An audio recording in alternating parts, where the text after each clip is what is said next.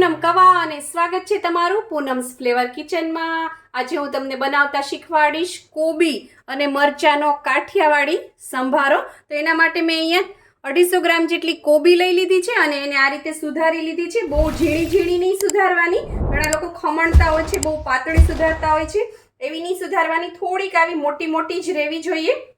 કારણ કે ઓરિજિનલ કાઠિયાવાડી સંભારામાં અથવા બહાર તમે હોટલમાં બી કોબી નો સંભારો ખાશો તો આવું જ ટેક્સચર જોવા મળશે। બહુ પાતળી કરશો તો એની અંદર તેલ ભરાશે અને ચડાવશો ત્યારે આપણે જ્યારે એને કૂક કરશું ત્યારે એમાંથી જલ્દીથી પાણી છૂટશે એટલે એકદમ છે સોગી થઈ જશે। સંભારો વઘારવા માટે મેં અહીંયા એક કડાઈમાં મોટો ચમચો તેલ મૂકી દીધું છે। તેલ આપણું સરસ ગરમ થઈ જાય ત્યારબાદ આપણે એની અંદર રાઈ નાખવાની છે। અડધી ચમચી જેટલી રાઈ નાખીશું અને સાથે જ આપણે 1 ચમચી જેટલું જીરું નાખીશું। રાઈ અને જીરું છે એ સરસ ફૂટે છે ત્યારે જ આપણે એની સાથે અડધી ચમચી જેટલી હળદર નાખીશું। પહેલા આપણે આને સરસ ફૂટી જવા દઈએ, નહીંતર હળદર છે એની અંદર બળી જશે અને સંભારો છે એ કાળો થઈ જશે। તેલમાં હળદર નાખવાથી હળદર છે એનો કલર ખૂબ જ સરસ આવે છે, એકદમ યેલોઇશ જેવો, અને એ જલ્દીથી કૂકી થઈ જાય છે તેલમાં નાખવાથી। એની જે સ્મેલ આવે છે એ નથી આવતી। હવે આપણે આની અંદર હળદર નાખી અને મિક્સ કરી દઈએ। હળદર જ્યારે પણ નાખો ત્યારે ગેસ ધીમો રાખવાનો।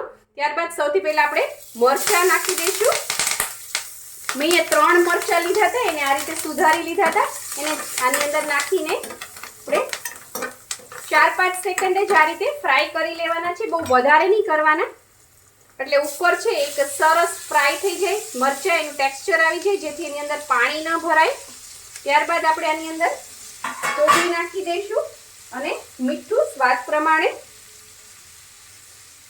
સંભારો છે એમાં થોડુંક મીઠું આગળ પડતું હોય છે તો એ ટેસ્ટી લાગે છે, તમે તમારી ચોઈસ પ્રમાણે નાખી શકો છો। હવે આપણે આને સરસ મિક્સ કરી દઈશું અને ગેસની ફ્લેમ છે એ મીડિયમ રાખવાની છે, સ્લો નહીં રાખવાની। સ્લો ફ્લેમ ઉપર જો સંભારો કૂક થશે તો કોબી ધીમે ધીમે ચડશે એટલે કોબીમાંથી મરચામાંથી પાણી છૂટશે અને શાક જેવું ટેક્સચર આવી જશે। આપણે શાક જેવું નથી રાખવાનું, આપણે સંભારો બનાવીએ છીએ અને સંભારામાં છે કોબી થોડીક અધકચરી જેવી હોય છે, એકદમ 100% કૂક નથી હોતી, 90% જેવી કૂક હોય છે, તો જ સંભારો છે ક્રન્ચી લાગે છે, એકદમ સરસ લાગે છે।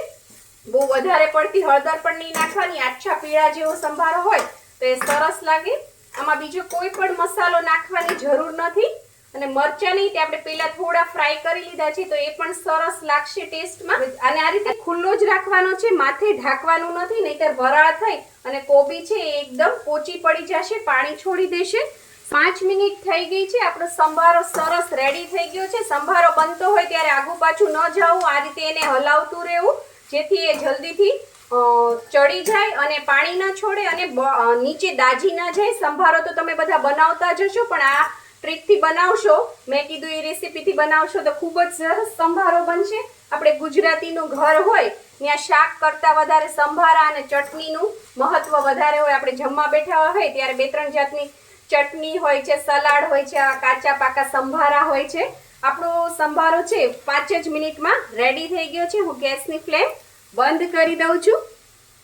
જો કેટલો સરસ એનો કલર છે, જો એકદમ આછો પીળો, ક્રન્ચી અને ખૂબ જ સરસ, તેલ પણ નહીં ભરાય અને સ્વાદમાં પણ ખૂબ જ ટેસ્ટી લાગશે। જો તમને મારી આ રેસીપી પસંદ આવી હોય તો લાઇક, શેર, કોમેન્ટ કરો, પ્લીઝ મારી ચેનલને સબસ્ક્રાઇબ કરો અને હા, બેલ આઇકન દબાવવાનું ના ભૂલશો જેથી આવી જ સરસ મજાની વાનગીઓ તમારા સુધી પહોંચતી રહે। જમવા સાથે તો તમે આ સંભારો પીરસી જ શકો છો, તે સિવાય કોઈ પણ નાસ્તા સાથે અને ગાંઠિયા સાથે પણ આ સંભારો ખૂબ જ સરસ લાગે છે। જમવાની થાળીમાં તો આ સંભારો પીરસાતો જ હોય છે, તેમ છતાં ગાંઠિયા, ફરસાણ, કોઈ બી પૂરી સાથે પણ આ સંભારો ખૂબ જ ટેસ્ટી લાગે છે।